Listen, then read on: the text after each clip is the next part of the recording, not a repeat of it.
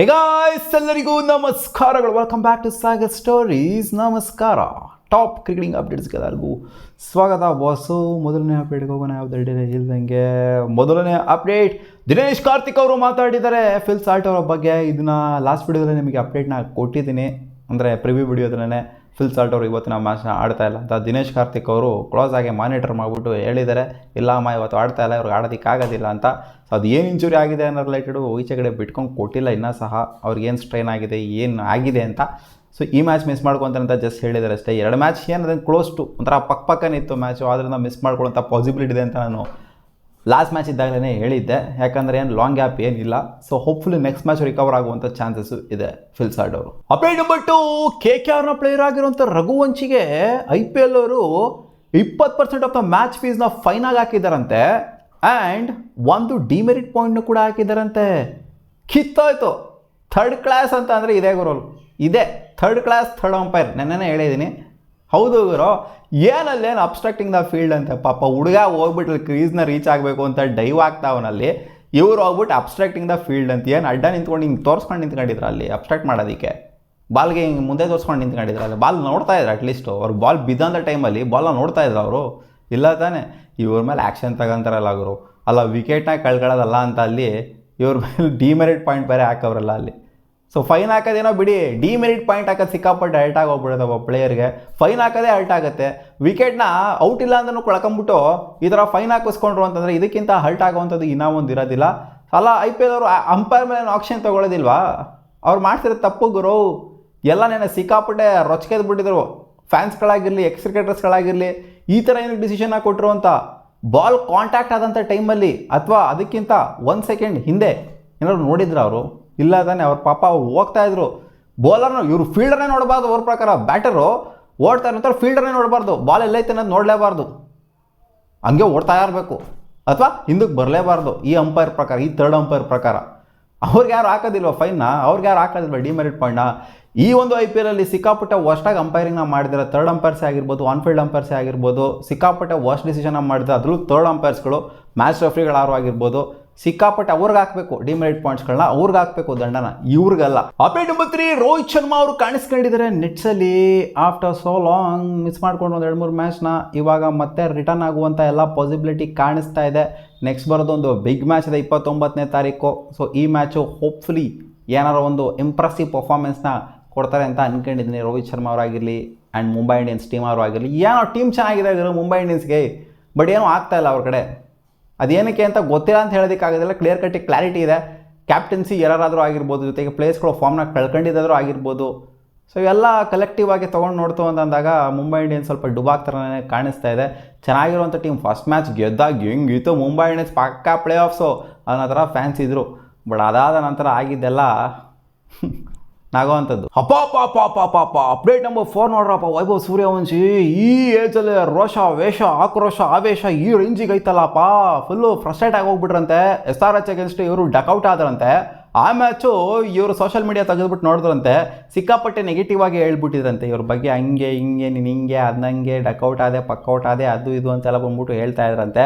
So ಅದು ಇವರಿಗೆ ಸಿಕ್ಕಾಪಟ್ಟೆ ಪರ್ಸ್ನಲ್ ಆಗಿ ಹರ್ಟ್ ಆಗಿ ಹೋಗ್ಬಿಡ್ತಂತೆ. ಪರ್ಸ್ನಲ್ ಆಗಿ ತೊಗೊಂಡ್ಬಿಟ್ರಂತೆ. ಅವ್ನ ಅಜ್ಜಿ ಇಲ್ಲ ಆಗೋರೋ, ಏನಾರೋ ಅವ್ನು ಮಾಡಲೇಬೇಕು, ನೆಕ್ಸ್ಟ್ ಮ್ಯಾಚ್ ಸರಿಯಾಗಿ ಕೊಡಲೇಬೇಕು, ಗೋಯಿಂಗ್ ಫಾರ್ವರ್ಡ್ ಸೈಕಾಗಿ ಆಡಲೇಬೇಕು ನಾನು ಅಂತ ಅವ್ರಿಗೆ ಅಲ್ಲಿ ಏನೋ ಒಂದು ಸ್ವಲ್ಪ ರೋಷ, ಆವೇಶ ಬಂತಂತಂದೆ.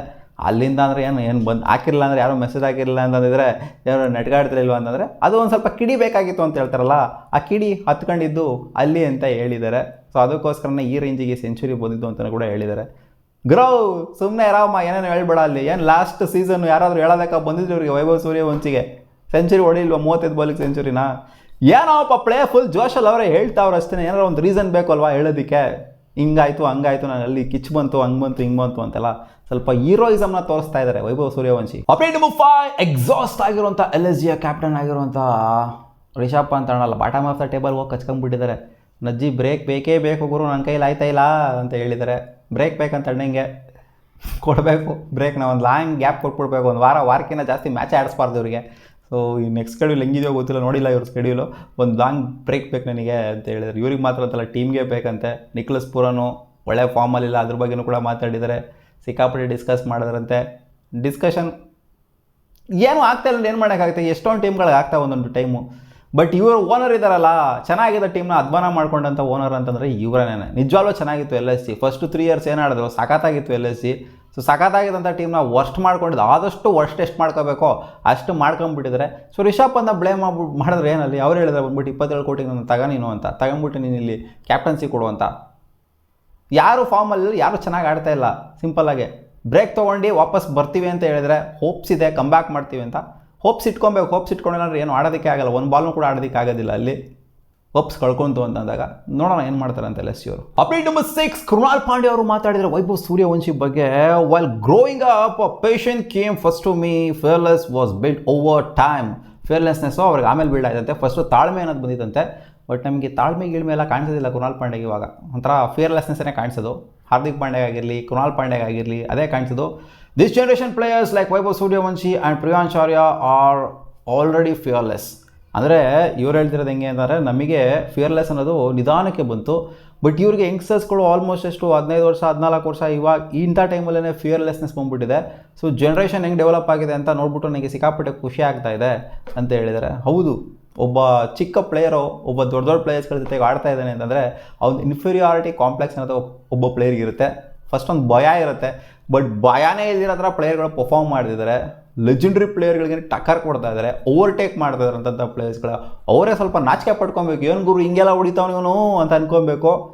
ಆ ಥರ ಪರ್ಫಾರ್ಮೆನ್ಸ್ ಕೊಡೋದಿದೆಯಲ್ಲ, ಅದು ಎಲ್ಲರೂ ಮಾಡೋದಕ್ಕೆ ಆಗೋದಿಲ್ಲ.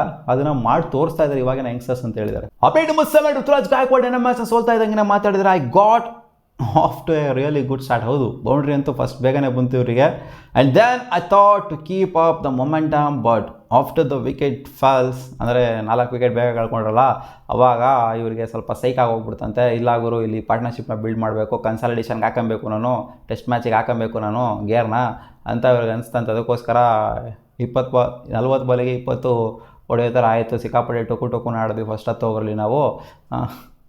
ಮ್ಯಾಚ್ ಸೋಲಿಗೆ ನಾನೇ ಕಾರಣ ಆದೆ ಅಂತ ಹೇಳಿಲ್ಲ, ಟೆಸ್ಟ್ ಮ್ಯಾಚ್ ಆಡಿದೆ ಅಂತ ಹೇಳಿಲ್ಲ. ಹೌದು, ಅವ್ರು ಆಡಿದ್ದನ್ನ ಹೇಳ್ತಾ ಇದ್ದೀವಿ. ಟೆಸ್ಟ್ ಮ್ಯಾಚ್ ತಾನೇ ಆಡಿದ್ದವರಲ್ಲಿ 50 ಬಾಲ್ಗೆ 50 ಹೊಡೆದವರಲ್ಲಿ. ಇನ್ನು ಟೆಸ್ಟ್ ಮ್ಯಾಚ್ ಅಲ್ಲದೆ ಇನ್ನೇನು ಅದೇನು ಇದಾ T20 ಮ್ಯಾಚ್ ಅದು. ಅವ್ರು ನೆಟ್ಟಿಗೆ ಆಡ್ತಾವ್ರೆ, ಇವ್ರು ನೆಟ್ಟಿಗೆ ಏನಕ್ಕೆ ಆಡಿಲ್ಲ ಅಲ್ಲಿ. ಹೊಡಿಬೇಕು ದಿಲ್ದಾರಾಗ. ಏನು 49 ಟ್ರೋಲ್ ಮಾಡ್ತಾವ್ರು RCB. Still better than 49 better ಗುರು. ನಾನು 49 ಬೆಟರ್ ಅಂತ ಹೇಳ್ತೀನಿ. ಈ ಥರ ಆಡ್ತಿಂತ 49 ಬೆಟರ್ ಅಂತ ಹೇಳ್ತೀನಿ. ದಿಲ್ದಾರಾಗ ಆಡಿದ್ರಲ್ಲ RCB ಅವರು, ವಿಕೆಟ್ನ ಎಸೆದ್ರು ಓಕೆ. ಈ ಥರ ಟೆಸ್ಟ್ ಮ್ಯಾಚ್ ಥರ ಪರ್ಫಾರ್ಮೆನ್ಸ್ ಎಲ್ಲ ನಮ್ಮ RCB ಯಾವತ್ತೂ ಸಾಕು ಕೊಟ್ಟಿಲ್ಲ. ಅಂದರೆ ಈ ರೇಂಜಿಗೆಲ್ಲ ಆಡಿಲ್ಲ. ಈ ರೇಂಜಿಗೆ ಯಾವ RCB ಬ್ಯಾಟರು ಕೂಡ ಖಂಡಿತ ಆಡಿಲ್ಲ.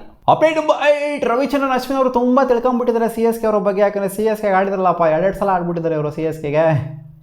2 ಜನರೇಷನ್ಲೇ ಆಡಿದ್ದಾರೆ ಅಂತ ಅನ್ಕೊಳ್ಳಿ. ಸೊ ಇವ್ರು ಹೇಳ್ತಾ ಇದ್ದಾರೆ, ಪ್ರಿಡಿಕ್ಟ್ ಮಾಡ್ತಾರೆ CSK ಏನು ಆಗ್ತಾ ಇದೆ ಅಂತ. ಅವ್ರು ಹೇಳ್ತಾರೆ MS ಧೋನಿ ಅವರು ಆಡ್ತಾರೆ ಅಂತ ಅನ್ಕೊಳ್ಳೋದಕ್ಕೆ ಹೋಗಲೇಬೇಡಿ ನೀವು. CSK ಕ್ವಾಲಿಫೈ ಆಗುವಂಥ ಅಂತ ಏನಾದ್ರು ಇತ್ತು ಅಂತಂದರೆ, ಚಾನ್ಸಸ್ ಏನಾದ್ರು ಇತ್ತು ಅಂತಂದರೆ ಅವರು ಅಂದರೆ CSK ಕಂಪ್ಲೀಟಾಗಿ ಔಟ್ ಆಗಬೇಕು.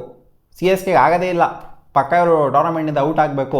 ಆ ಟೈಮಲ್ಲಿ ಮಾತ್ರ MS ಧೋನಿ ಅವರು ಬಂದ್ಬಿಟ್ಟು ಆಡ್ತಾರೆ. ಬೇಕಾದ್ರೆ ನೋಡ್ಕೊಳ್ಳಿ ನೀವು. ಇನ್ನು ರಿಮೈನಿಂಗ್ ಮ್ಯಾಚಸ್ ಏನಿದೆ CSK ಔಟ್ ಆಫ್, ಅಂದರೆ ಇವ್ರು ಅನ್ಕೊಂತಿದ್ರೆ CSK ಔಟ್ ಆಫ್ ಟೂರ್ನಮೆಂಟ್ ಆಗುತ್ತೆ ಅಂತ, ಅಂದರೆ ಕ್ವಾಲಿಫೈ ಆಗ್ತಾರೆ ಅಂತ ಅನ್ಕೋತಿಲ್ಲ ಇವರು. ಹೋಪ್ಸ್ ಇಲ್ಲ ರವಿಚಂದ್ರನ್ ಅಶ್ವಿನ್ಗೆ. ಸೊ ಯಾವಾಗ ಅವ್ರು ಆಡೋದಕ್ಕೆ ಆಗೋದಿಲ್ವೋ ಅವಾಗ ಬಂದ್ಬಿಟ್ಟು MS ಅಂದರೆ ಆಡೋದಕ್ಕೆ ಅಂದರೆ ಕ್ವಾಲಿಫೈ ಆಗೋದಕ್ಕೆ ಆಗೋದಿಲ್ವೋ ಅವಾಗ MS ಧೋನಿ ಬಂದ್ಬಿಟ್ಟು ಆಡ್ತಾರೆ ಅಂತ ನನಗೆ ಅನ್ನಿಸ್ತಾ ಇದೆ. ಅಲ್ಲ ಗುರು, ನನಗೆ ಹೋಗ್ತಾ ಇದ್ದೀರಲ್ಲ ಅಲ್ಲಿ CSK ಫ್ಯಾನ್ಸ್ಗಳು, ನೀನು CSK ಟ್ರೋಲ್ ಮಾಡ್ತೀಯ, ಹಂಗೆ ಮಾಡ್ತೀಯ ಹಿಂಗೆ ಮಾಡ್ತೀಯ ಅಂತ. CSK ಪ್ಲೇಯರೇ CSK ರೋಸ್ಟ್ ಮಾಡ್ತಾವ್ರಲ್ಲ ಗುರು ಇಲ್ಲಿ. ಇದಕ್ಕಿಂತ ಒಂದು ಹ್ಯುಮಿಲೇಷನ್ ಬೇಕಾ ಅಲ್ಲಿ? ಇದಕ್ಕಿಂತ ಒಂದು ಅವಮಾನ ಬೇಕಾ? MS ಧೋನಿ ಯಾವಾಗ ಬರ್ತಾರೆ ಅಂತಂದರೆ CSK ಕ್ವಾಲಿಫೈ ಆಗಲ್ವಲ್ಲ ಅವಾಗ ಬರ್ತಾರೆ ಅಂತ ಹೇಳ್ತಾವ್ರಲ್ಲಿ. ಬಂದು ಏನು ಯೂಸು ಹಂಗಿದ್ರೆ? ಏನೋ ಬಿಡಪ್ಪ, CSKಗೂ CSK ಪ್ಲೇಯರ್ಸ್ಗೂ ಸಂಬಂಧಪಟ್ಟಿದ್ದು ಇಷ್ಟು ಆಗಿತ್ತು. Top reading update. ನಿಮ್ಗೆ ವಿಡಿಯೋ ಇಷ್ಟ ಆಗಿತ್ತು ಅಂದರೆ ಸ್ವಲ್ಪ ಒಂದೇ ಒಂದು ಲೈಕ್ ಮಾಡಿ ಗಾಯ್ಸ್.